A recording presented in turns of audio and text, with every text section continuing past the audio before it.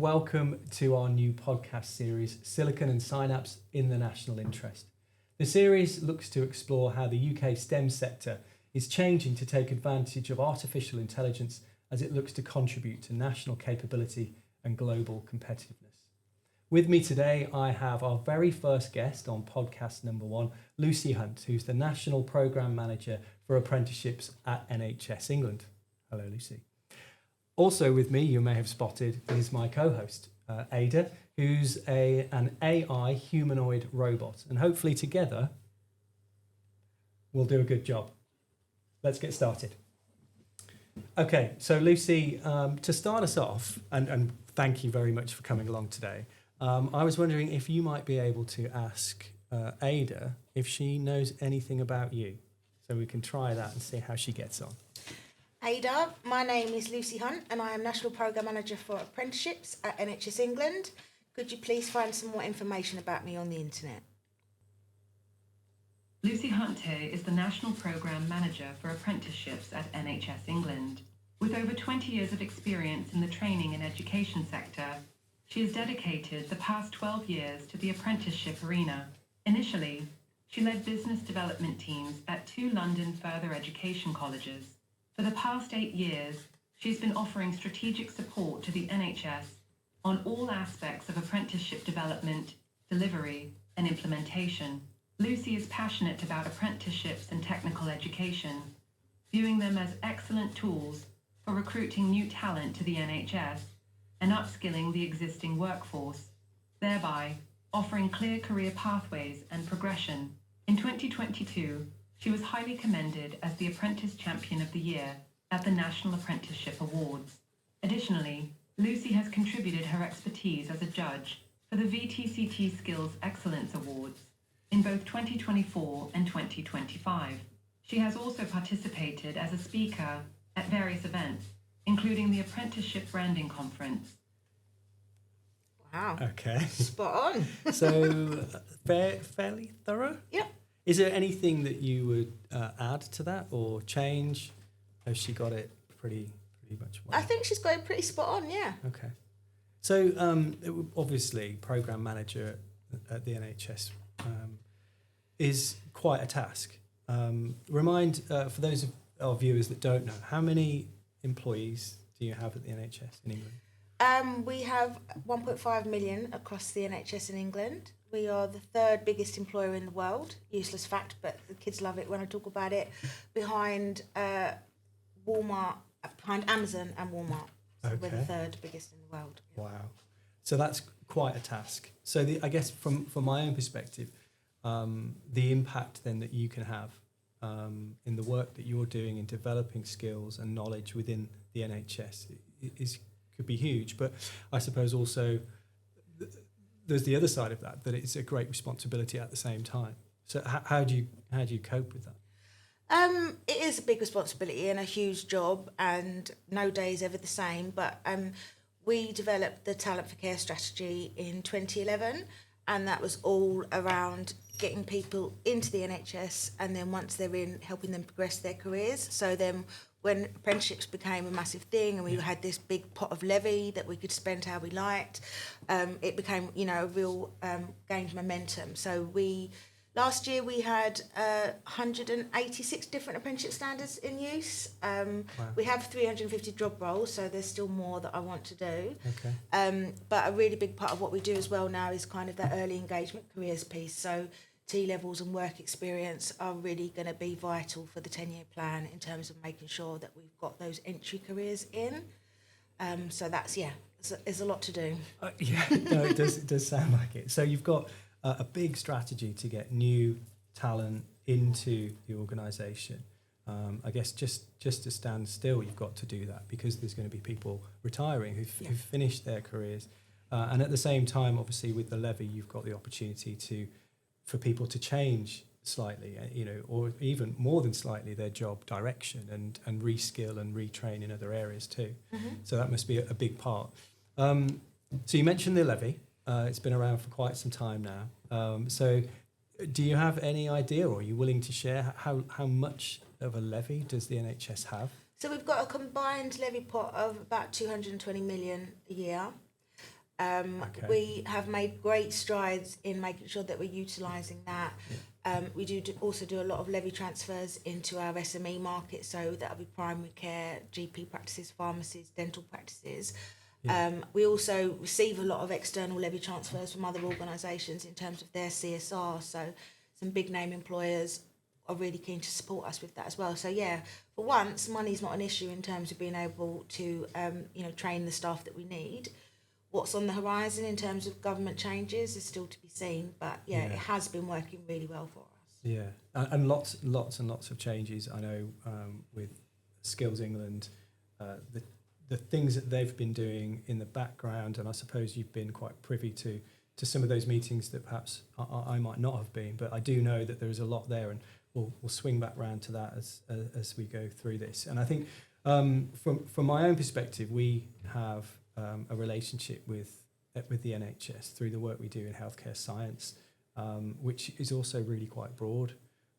So I think we offer, CSR Scientific Training offer lots of different pathways in healthcare science at 2 different levels, and there is much more that we could do.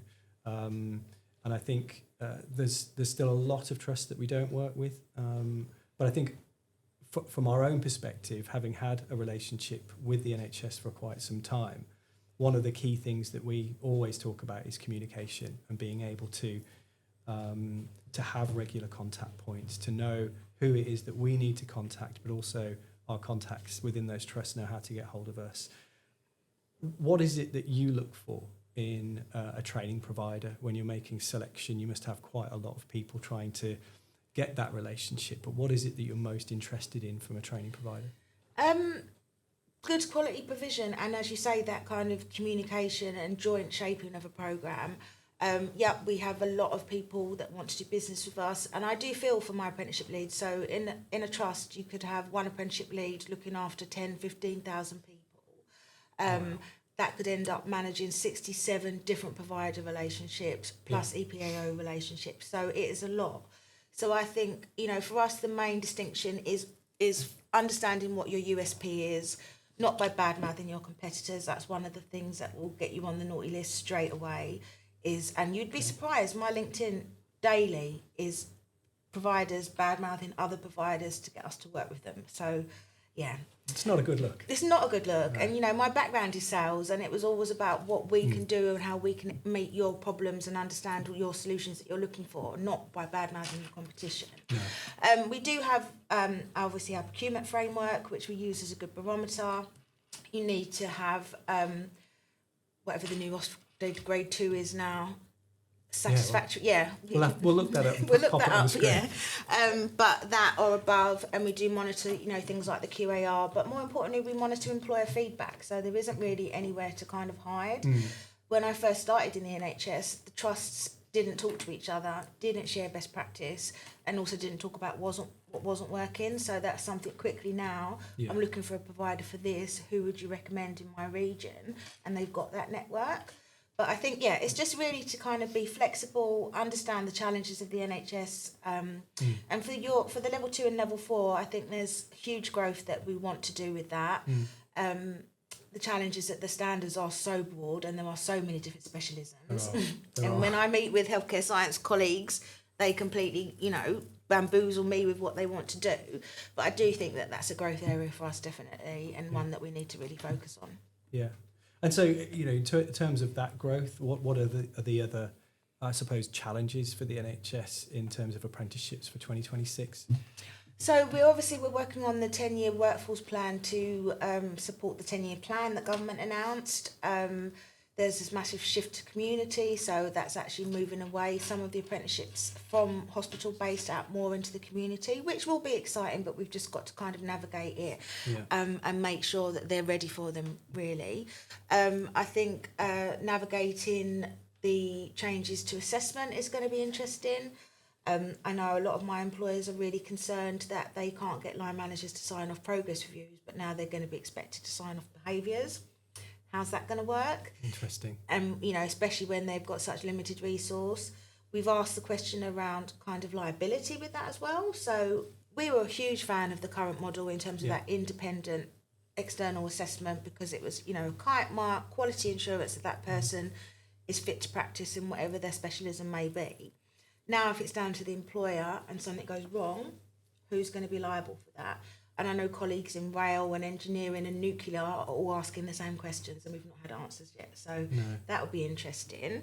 In terms of the units, again, potentially it could be a great thing, but if it's all about streamlining and there's not enough money, I don't think it's going to be the wish list that everybody wants it to be. The first list of 7 construction and 1 AI is not what a lot of sectors were waiting for. No. And again, if it is around cost saving, I don't imagine they're going to give us a list of units that everybody's going to want to do, because then that kind of defeats the purpose of saving money, doesn't it? Yes, that could lead to lots of expenditure, couldn't it? Yeah.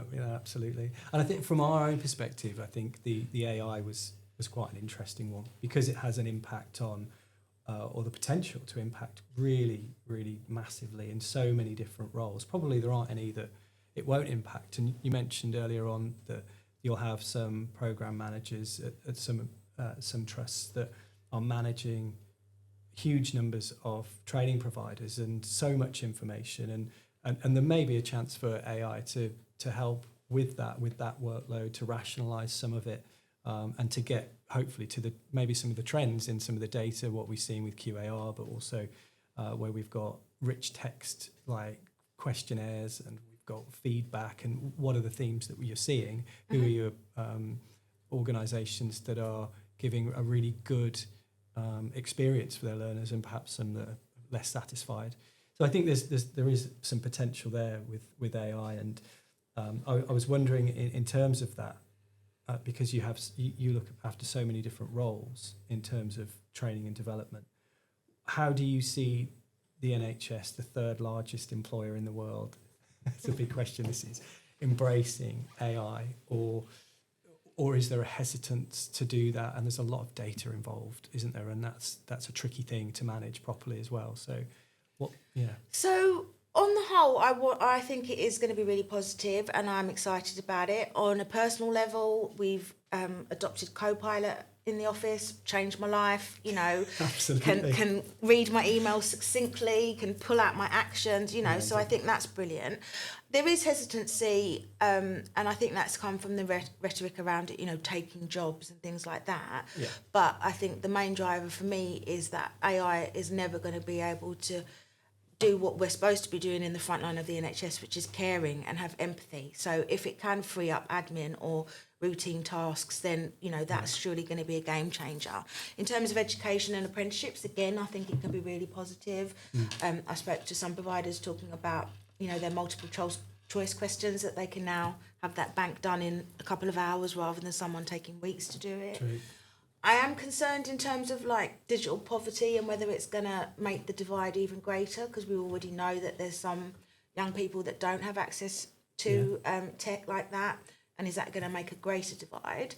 But I think, there's questions around the ethics of it, so I think that we have to be really careful, and certainly around patient data and confidentiality. Yeah. But I know from certainly some of the early informatic stuff that they've been using AI for, to look at health trends, to look at health inequalities in certain regions, has been really, really positive. So I think it's moving in the right direction. I think a lot of kind of the fear is just because it's unknown, but I do think it needs to be relevant to the job role. So I think a senior leader would need to have a basic understanding of how it's going to work in their organisation, and then some people on the ground be able to use it in terms of Office 365 and things like that. I don't think everybody's going to need to do a full AI apprenticeship, which is what some providers are already offering. No, I think you're absolutely right. There's got to be a structure. You've got to be able to have, as an organisation, an understanding of how you're going to implement AI across different functions, and prepare for that. Otherwise, you are going to have individuals who are much further ahead or doing something that actually we don't need them to be involved with that, and others that are trying to do something actually it isn't their job. Some parts of AI inevitably are for IT professionals, and then we've got to have the skills outside of that so people can use the tools within their job role, but make sure that, as the SA, the structure within the organisation is pushing it in the right direction. So otherwise it's all a bit fragmented and disjointed. So, and in terms of training providers, I think there's a struggle for us as well, slightly with within qualifications and learning. Traditionally, although it's quite new still, but there is a hesitancy around AI and how that's going to impact learning. And when you are assessing work from an individual, is that genuinely their own, and or has there been elements that have been provided? Is it embedded knowledge within that person? No, and that's a massive issue. Even, Ada mentioned the awards that I judge for. Over the last 2 years, seeing how suddenly all of these young people use the exact same paragraph to describe the exact same thing, it's becoming... temptation, if the temptation is there, and I think that comes down to the ethics of it, but also, as you say, making sure that the learning is being embedded, because are they still going to need to revise in the same way they have done? This is the argument I'm having with my 16-year-old, and yes, she absolutely does, in terms of her flashcards and everything else, but she can put stuff into ChatGPT and the answers that come out, and she's like, well, surely I just need to revise that. But that's not the curriculum that you've been taught yet. I don't think we're there yet. No, and also you can't trust everything that AI is going to say. They'll make things up because where usually there's a lack of information, so they'll bridge that gap of information by creating something which sounds incredibly plausible. I think it's referred to as hallucination, AI hallucination. I think. Somebody can probably check that, but that happens quite a lot, and so it is dangerous. But and again, swinging back to training providers, whilst you've got a hugely beneficial tool to help people learn and answer questions, to help on that journey of learning and embedding, you've got to be careful. But then in the workplace, not perhaps the NHS, but in lots of workplaces, they're really pro AI. Let's get on. Let's use those tools. What is the advantage? What are the efficiencies that we can make? And what we don't want to do as a training provider who involved in vocational training and apprenticeships is to reduce somebody's confidence with AI. Whilst in the workplace, they want the opposite. They want them to be confident, and they want them to use it with barriers and all the safety measures in there. So there is a balance, I think, that training providers need to find to make sure that they're doing the right thing. But I think, first of all, it comes to who is the employer. Let's have a conversation with that employer. Let's see what they want those individuals to do, what skills they value or will value in the near future. So it's an interesting time, I think, and lots of changes because of that. So fantastic. So thank you very much for that.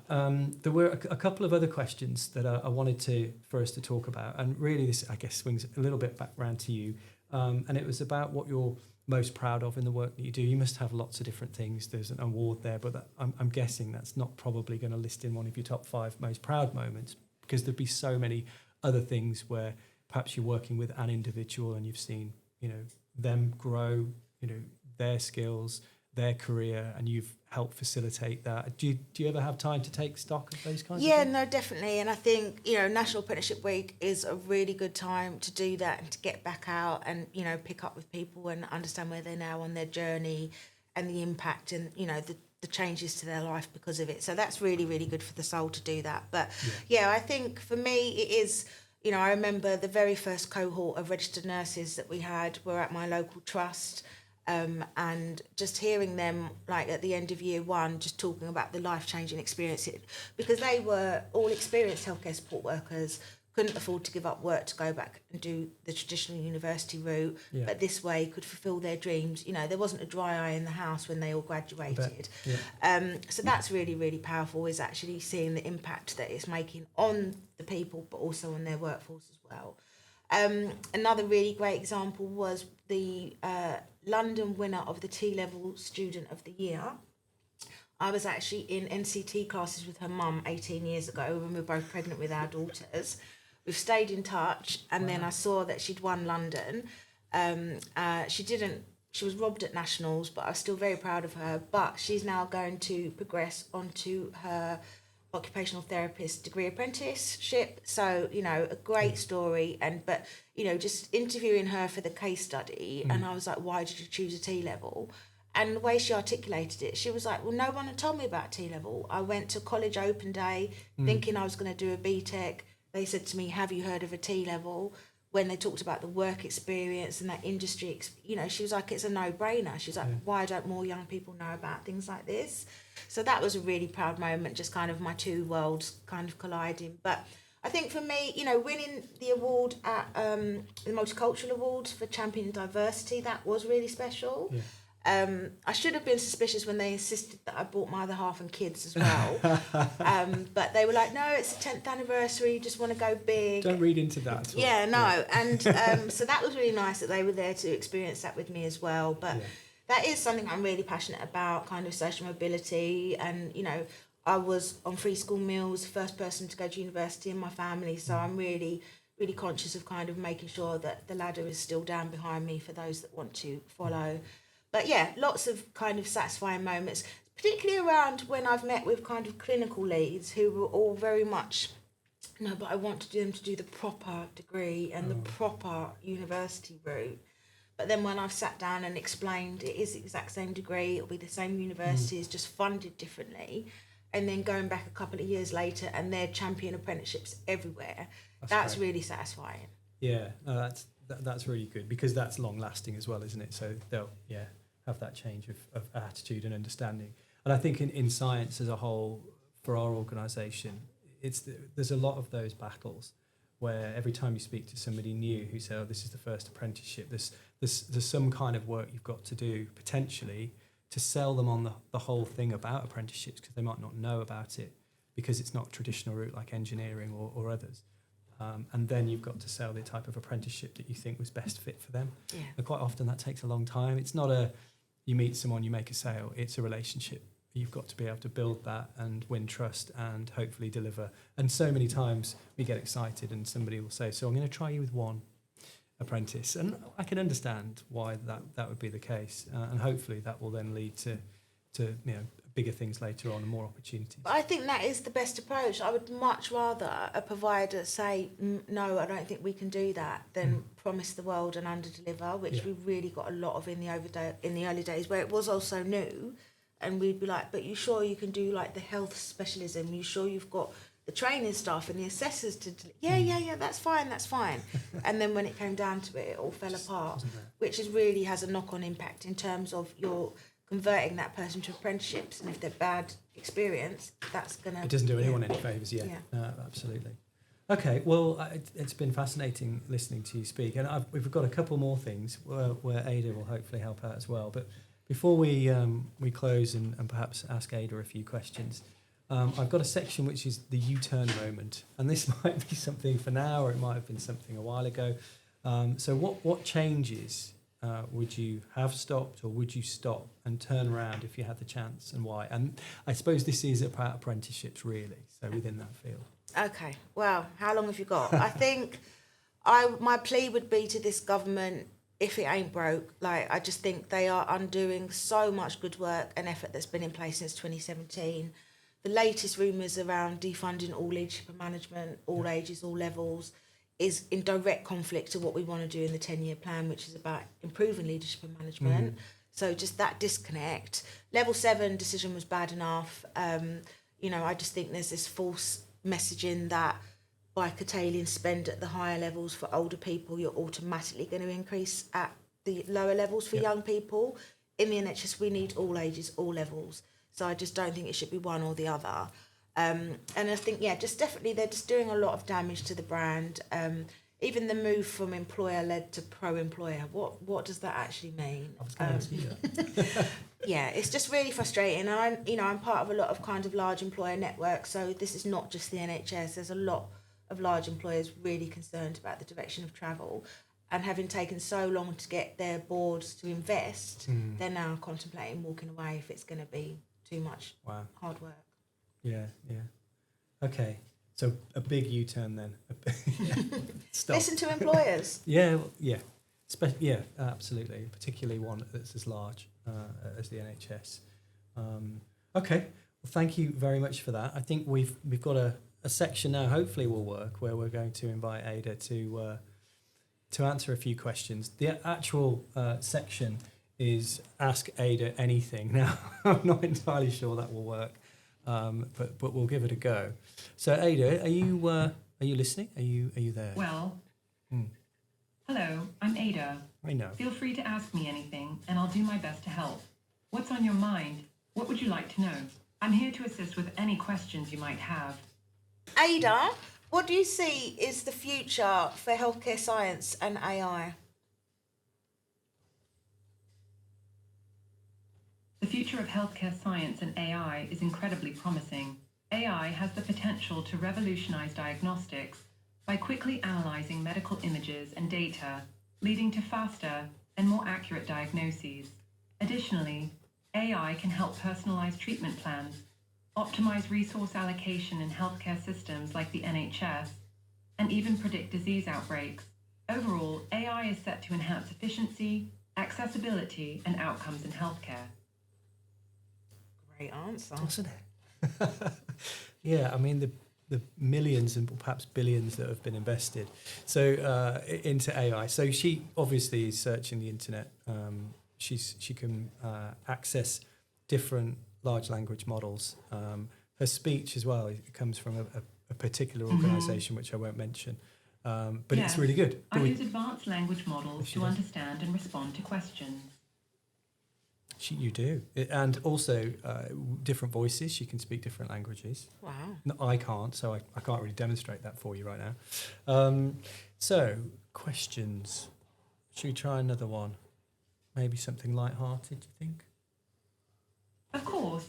Feel free to ask another question or try a different topic. I'm here to help. Okay.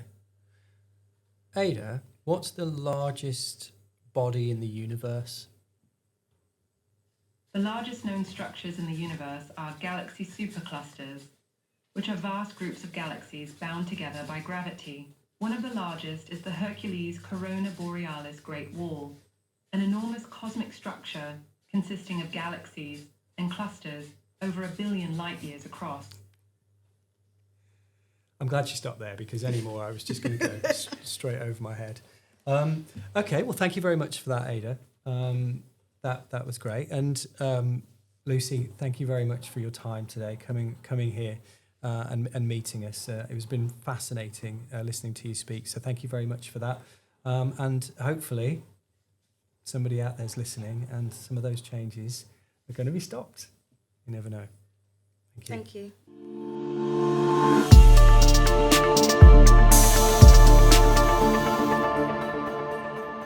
Thank you. Ada, could you tell me a healthcare science-related joke, please?